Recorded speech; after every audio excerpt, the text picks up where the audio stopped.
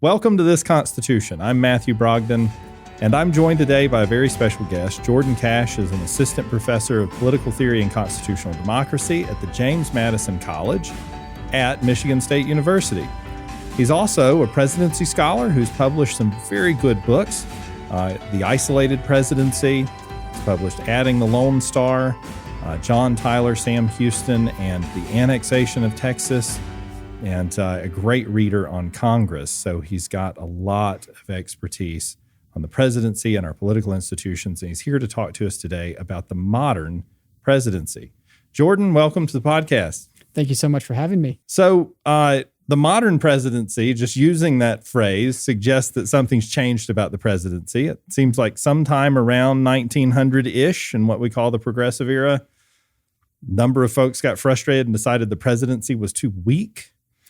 Which might come as a surprise to some of our listeners who have heard us talk about Washington and Lincoln and some of these extraordinary political leaders of the 19th, 18th centuries. So what was it that progressives thought was deficient about the presidency? What was so weak about the institution? Yeah, so I think when you look at the progressives of the late 19th, early 20th century, they're looking at some of those Gilded Age presidents of the late 19th century, folks we all know. Benjamin Harrison, Chester A. Arthur, Rutherford B. Hayes, and they're not seeing the type of aggressive executive action that you would have seen with a Lincoln or a Washington. I think the concern for many progressives, folks like Woodrow Wilson, when he's still an academic, a political scientist, he writes about how separation of powers, and particularly the lack of authority of the president, has prevented the United States from really advancing, from achieving their policy goals.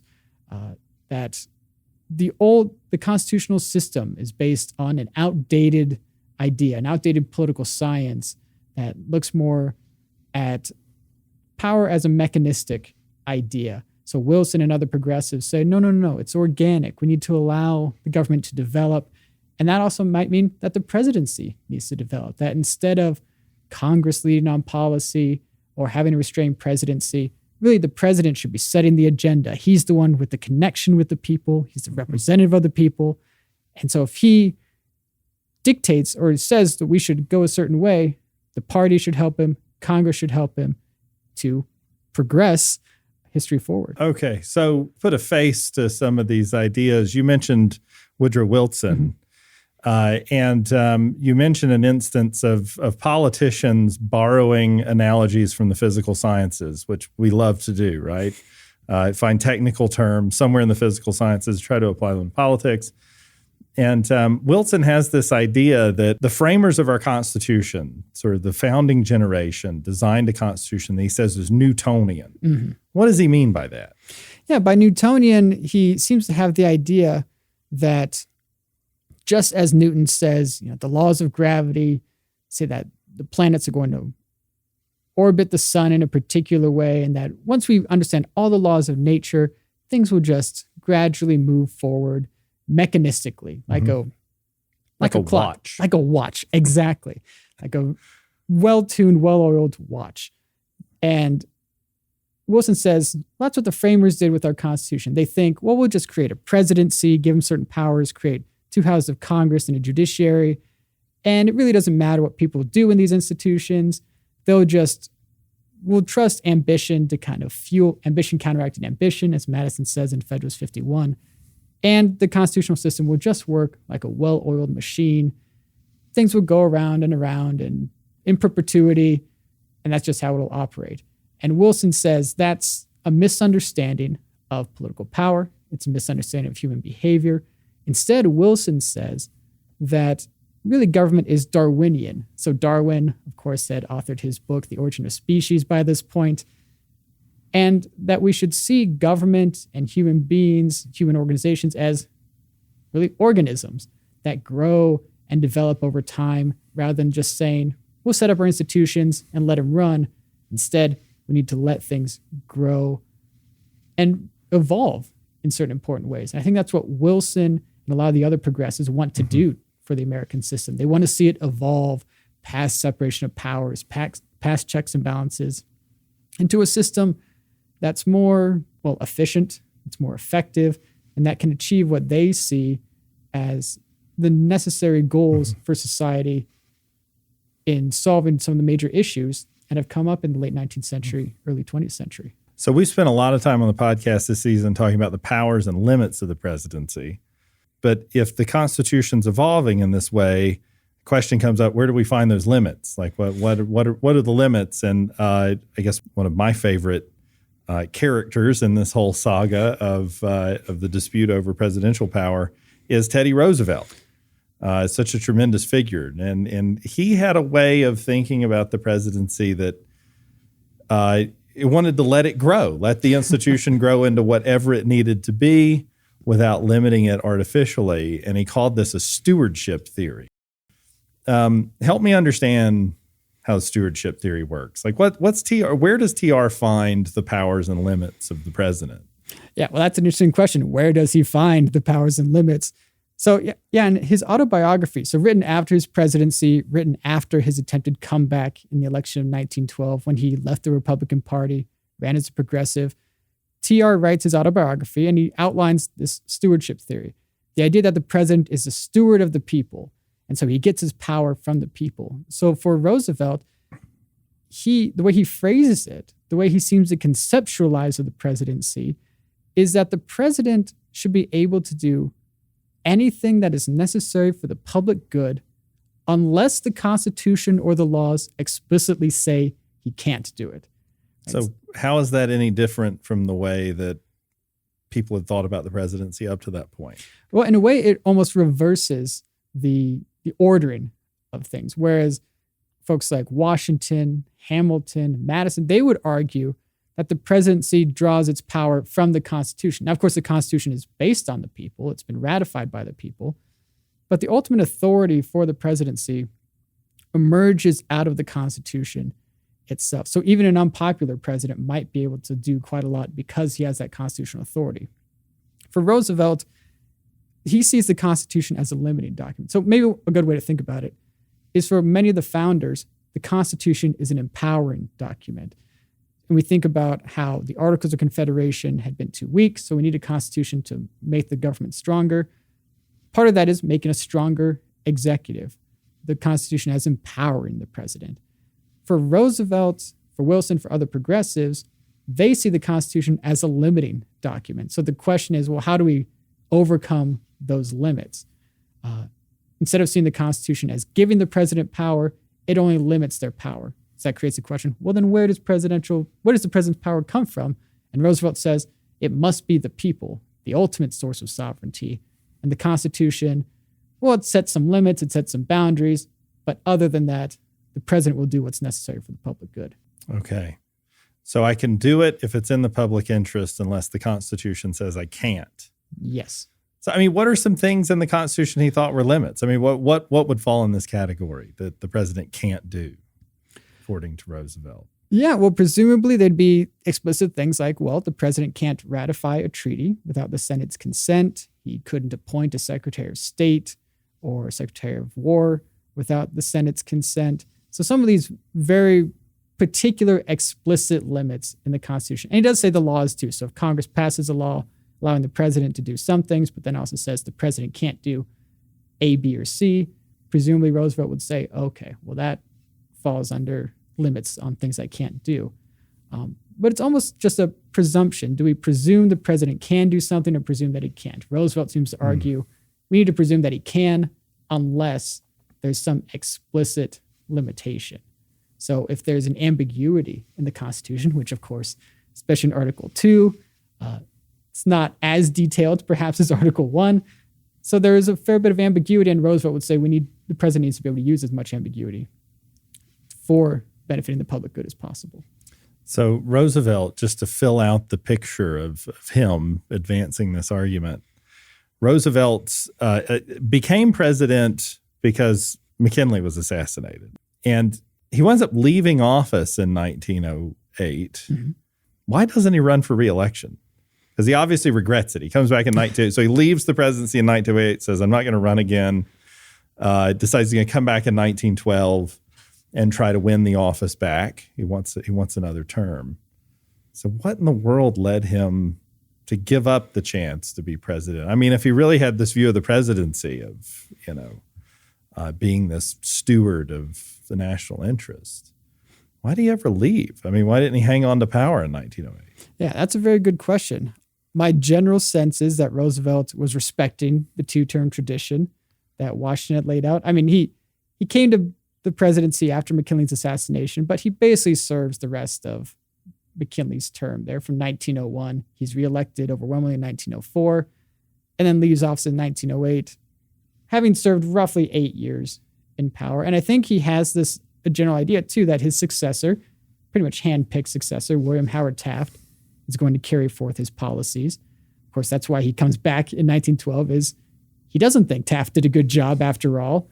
Taft, and we can talk about this more, but Taft has a very different idea of what the president can do. In some ways, Taft has a more federalist view of the president's power, that the president's authority is grounded in the Constitution and the laws. It's not as restrictive as Roosevelt accuses Taft of being. Roosevelt is pretty mean to Taft in the autobiography, but Taft also writes a book after his presidency called Our Chief Magistrate and His Powers, where he basically says, no, the Constitution is an empowering document. And the thing is, the president just needs to be able to justify his actions by pointing to some explicit or implicit provision of the Constitution and the laws.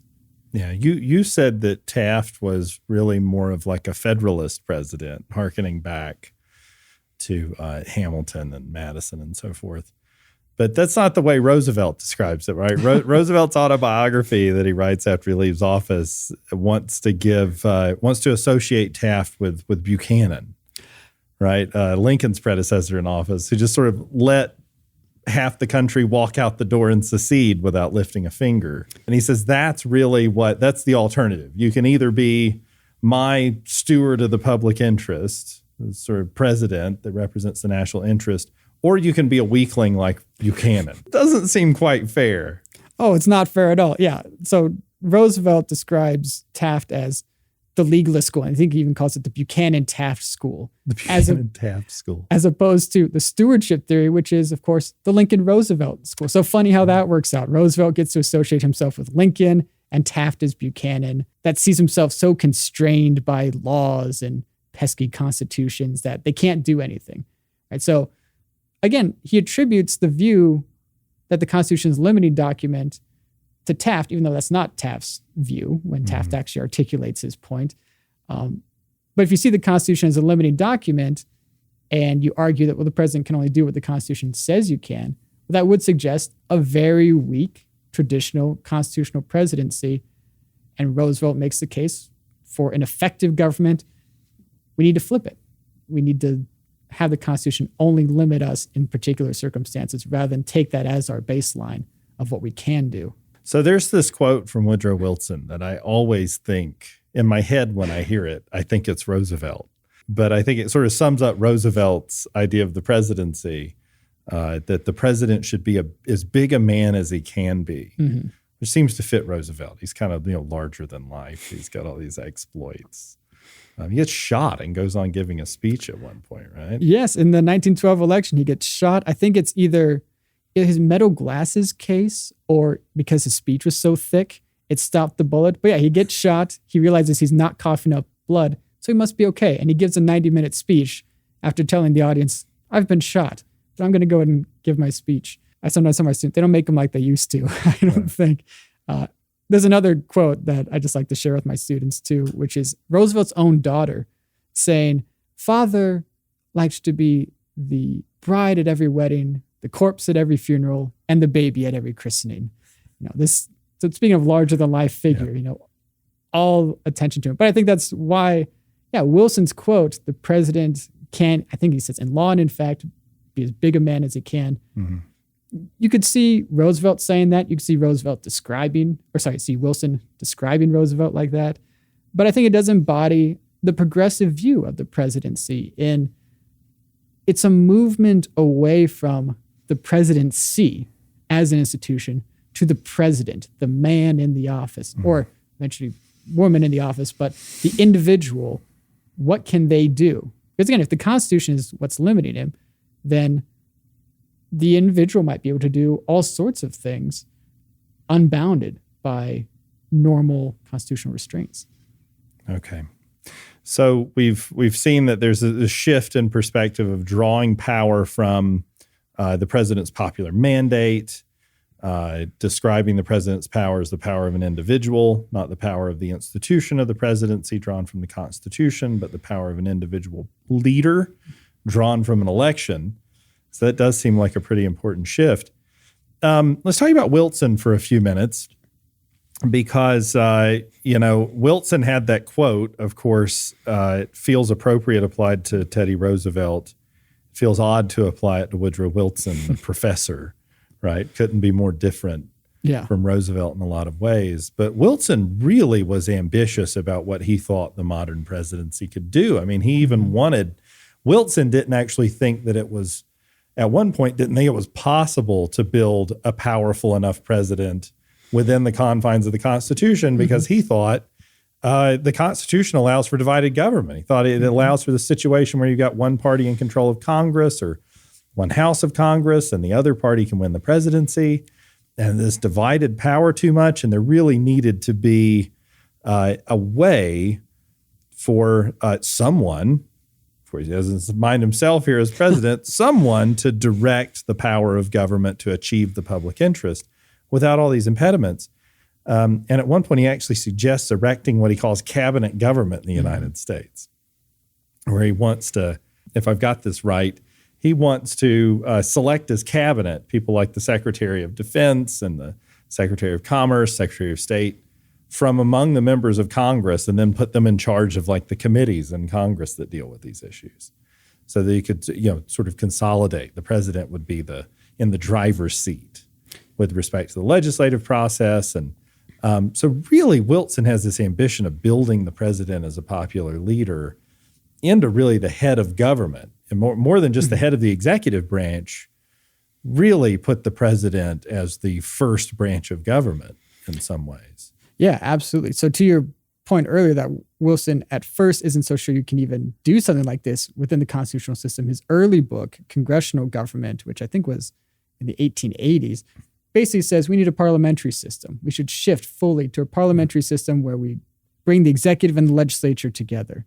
Now, as he starts running for president, he publishes a book, Constitutional Government, where he doesn't go that far, but yeah, he has this idea of cabinet government, of making members of the cabinet part of Congress to try to bring together what the Constitution had separated, right? To really bring down the walls of separation of powers and checks and balances so that the executive and the legislature would move together.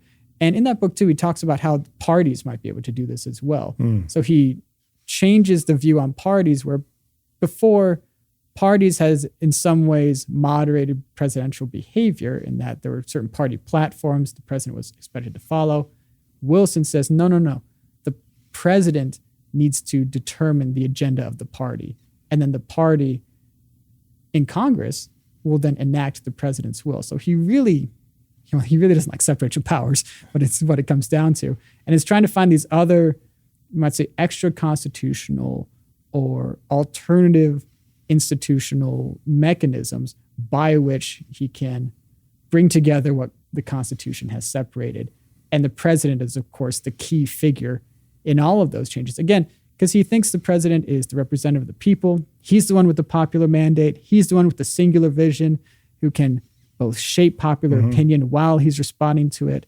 And so only the president is positioned to be able to articulate a policy, to connect with the people, and bring Congress along for the ride. So I've heard people describe this as a shift from a situation where a party picks a presidential candidate. It's sort of our traditional parties that grew up in the 19th century. And we've discussed that in a previous episode a little bit, how all that minutia worked in the dark ages. But that shifts to a situation where instead the president builds the party. You get a popular leader who comes along and constructs a new party coalition. I guess one question would be, is that so terribly new? I mean, didn't Lincoln do something like this? Didn't Andrew Jackson do something like this in building the political parties that they founded? To a certain degree. I think what's new with Wilson is the degree to which he sees the president as shaping the party in his image. rather than the party either being in a kind of symbiotic relationship with the president or the party even shaping the president himself. So if you go back to, Jackson's a unique figure. When we talk about Martin Van Buren forming the Democratic Party, he needs Jackson's popularity, but it's the party that gives Jackson the platform, really, and the policy agenda that he runs on. Jackson brings his popularity, he's a war hero, and then it's Van Buren and the Democratic Party that kind of provide the policy agenda that bolster Jackson. With Lincoln, he's an interesting case too, because he became famous during the Lincoln-Douglas debates, but he wasn't even the front runner in the 1860 Republican Convention. I wouldn't say he's a dark horse necessarily, but he's kind of a compromised candidate. So the Republican Party elevates him to a certain degree. And then, of course, he becomes Abraham Lincoln to a certain degree when he's president. So it's hard to look back to realize the degree to which he needed the party to achieve the presidency in the first place. And then he's just such a master at navigating all those factions. But if you look at the presidents after him, again, some of these no-name guys, Grant is, of course, an exception. He's a war hero, a lot like Jackson. But these guys, Rutherford Hayes, James Garfield, Chester Arthur, Benjamin Harrison, even Grover Cleveland, these are guys who needed the party to elevate them and who were not really significant figures in their own right until they became president. I think Wilson has the idea the president needs to be significant in and of himself and shape the party in his image rather than the president being shaped by the party. And to that respect, then the party needs to do what the president tells them to do rather than having to navigate different party factions and maybe try to please one or the other.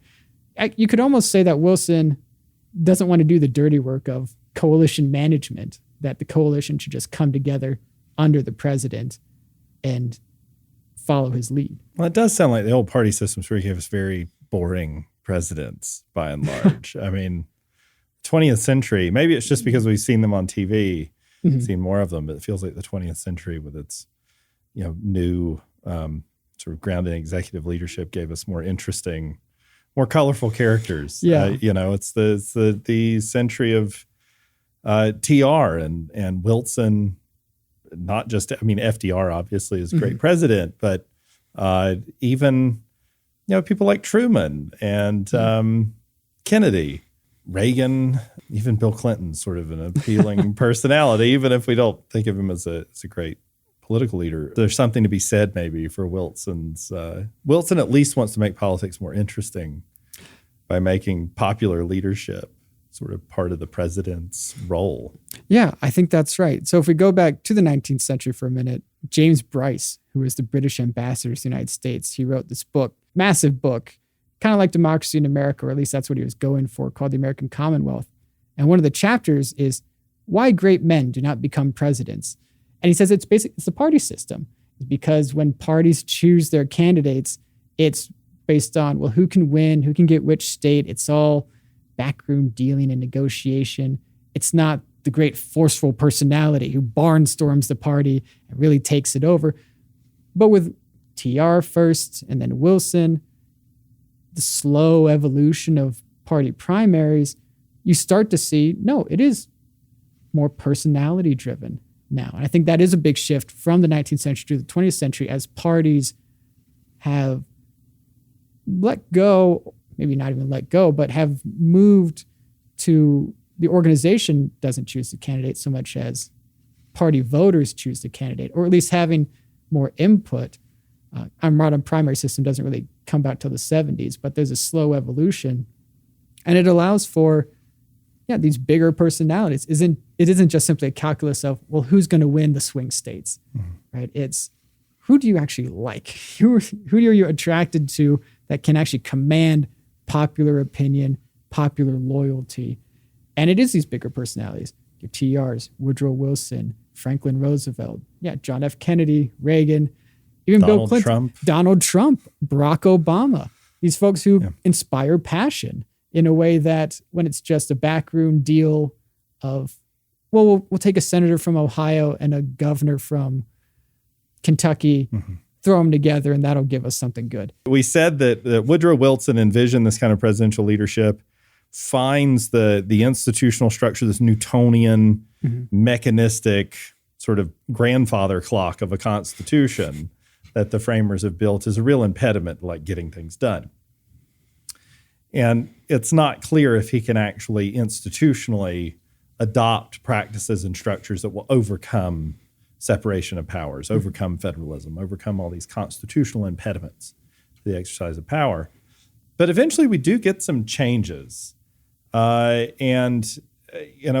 Congress eventually comes alongside the president and gets creative about ways to build institutions that can sort of overcome the separation of powers, get the task of writing legislation and the task of enforcing laws together in institutions that won't be stymied by a lot of red tape. So, and we don't really see that until FDR comes along with the New Deal. So help me understand how these institutions, what is it that Congress eventually builds that allows presidents to govern more directly without needing to fiddle around with this antiquated mechanistic constitution? Yeah, so what you eventually see in the 1930s, so first FDR establishes what was called the Commission on Administrative Management. And, sounds fun. Oh, it's lots of fun. Okay. Absolutely thrilling reading. But it is made up of some political scientists, experts on public administration, led by a guy named Louis Brownlow. So it's often called the Brownlow Committee. And the Brownlow Committee produces a report where one of the first lines is the president needs help, that he doesn't have the administrative capacity to do all the things that the Constitution has set out, which is an interesting thing because the way Brownlow at least sets it up initially is that the Constitution has set up the president that has to achieve certain functions, but now in modern government, the presidency as it stands in the 1930s doesn't have the tools that are necessary for him to achieve those constitutional functions. So it's an interesting thing in that Brownlow seems to be suggesting that the Constitution does expect a fairly robust presidency, just it hasn't evolved with the times to be able to achieve those goals. It hasn't been able to achieve the constitutional ends that are set out for it. So what's the solution? So the solution that Brownlow gets to is essentially that it needs to build a broader administrative state, build an administration that's more directly on the president. So what they suggest is an executive office of the presidency. And Congress passes an Executive Reorganization Act to do just that, to create this executive office that's separate from the cabinet, that is under the direct control of the president. So this is where we get the chief of staff. Eventually, we get the chief of staff.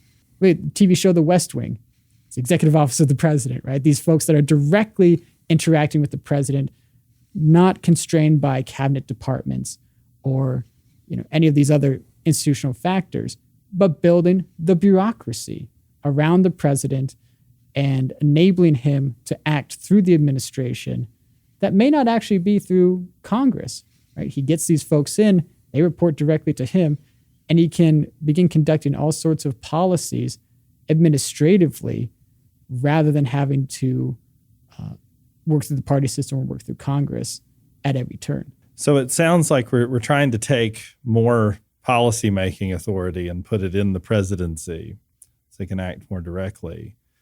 So when we sort of zoom in on this moment with FDR where we're combating the Great Depression, we're fighting World War II, there's this huge expansion in federal legislative power, in federal war-making power. Mm-hmm. I mean, there's an expansion in the size of government overall very rapidly in that period. It sounds like there's a real desperation to find a way that the president, with all this power vested in one person, can actually sort of manage this as sort of the brain of the whole operation. Did that work? I mean, how did it work out? I mean, did creating the executive office of the president actually allow the president to sustain control of all these different executive agencies and these areas of policy? Well, in a way, this is kind of where we see Wilson's comment. The president is at liberty to be as big a man as he can, right? So for some guys like FDR, he's able to do it. He seems to be able to manage all these administrative agencies. this new executive office of the president. Even Eisenhower is able to do this at some point. So it almost depends on which president are you looking at. Because you do get to a point where with some presidents, especially maybe if we want to jump to the late 70s or so, where there's a question of, are we in the imperiled presidency? That maybe the administration's too big for any one person, that Gerald Ford and Jimmy Carter, maybe they can't quite hack it. They can't quite control the administration. It's too insulated now for the president. It's too big for any one person to manage. Then you get to Ronald Reagan and all this talk about the imperiled presidency goes away. So it does create an interesting dynamic in that the administration now becomes so big and in some ways loses that connection of responsibility to the president because there are just so many moving pieces that it's hard to keep track. And the president becomes more reliant on these advisors who are responsible to him to really keep track of it. And that's why I think you see every so often, Donald Trump, I think, is the latest example of trying to reorganize the executive branch, make it more responsible, help deal with the administrative state, as it's called. So the Brownlow Committee is like the original Department of Government Efficiency. In a way. The original Doge. The original Doge. I think Okay. that's an excellent way to put it. Of course, Brownlow's response was, They were interested in expanding the government, not shrinking They it. want to expand it. Okay. That's right. This new Doge may not be so interested in a new bureaucracy. But that's kind of the idea is now we've reached a state where the administrative capacities have become very vast. And now it's not a question of can the president do it, but now is it too much to manage? In a way, has it now kind of fallen in on itself where if FDR needed more administrative capacity to achieve his proper functions, do now have so much administrative capacity that we're now in the position, now he still can't achieve his proper functions. Maybe we hit a sweet spot, but we've shot past the mark a bit. So not everybody thinks that these changes we've been talking about, sort of institutional expansion, president's role as popular leader, president's role in initiating legislation. We haven't talked about directly, but in a previous episode, we talked about the war-making power, the president's primacy in foreign policy and war-making. Some folks argue that those seeming changes aren't really changes of constitutional moment. That is, we're not seeing a totally different presidency. In fact, our mentor, David Nichols, wrote a whole book, The Myth of the Modern Presidency. So maybe in closing, help me understand why maybe these things aren't corruptions of or departures from the Constitution. Is there a way in which there's continuity between the early presidencies that our listeners have heard about in our episodes on Washington and Lincoln and some of these other discussions we've had and the modern presidency we have now? Yeah. Well, I think there is I'll lay my cards on the table. I agree with David Nichols, our mentor, that there's more continuity at the very least. I don't think we can deny that there have been changes here, that there is an expanded capacity. But it's more, I would argue, and I think those who would argue there is more continuity between the traditional and modern presidencies. It's a difference in degree, but not of kind. So the common argument that, there's been a transformation in the modern presidency typically centers on these expanded administrative capacities. He's a popular leader. He's more engaged with Congress, expanded war-making authority. But if you look back at the constitutional presidency as rigidly constructed, of course, the president has substantial authority over the administration. It's just a smaller administration. He's meant to be engaged with Congress through the State of the Union, legislative recommendations, the veto. He is elected by the people, mediated by the Electoral College, but there's that popular connection there. So all these things that scholars often point to as part of the modern presidency, you can see in the constitutional presidency. The difference, I believe, and I think our mentor David Nichols would argue as well, is that they're more evident now with the expanded administrative capacities, with the fact that the president's the leader of the free world, right? As the head of a global superpower, his authority is going to be much more evident than it was when we were 13 states on just the eastern seaboard of the North American continent. But as the United States has grown, the capacities have increased. It makes it appear that there have been major changes. But as I said earlier, even the Brownlow Committee grounds their suggestions in what the Constitution is meant to be doing, what the president is meant to be doing under the Constitution, which is to have energy, to be responsible, to be able to execute the law effectively. So even that report, which is considered by many as kind of the starting point of the modern presidency, is grounding its own arguments in the constitutional presidency.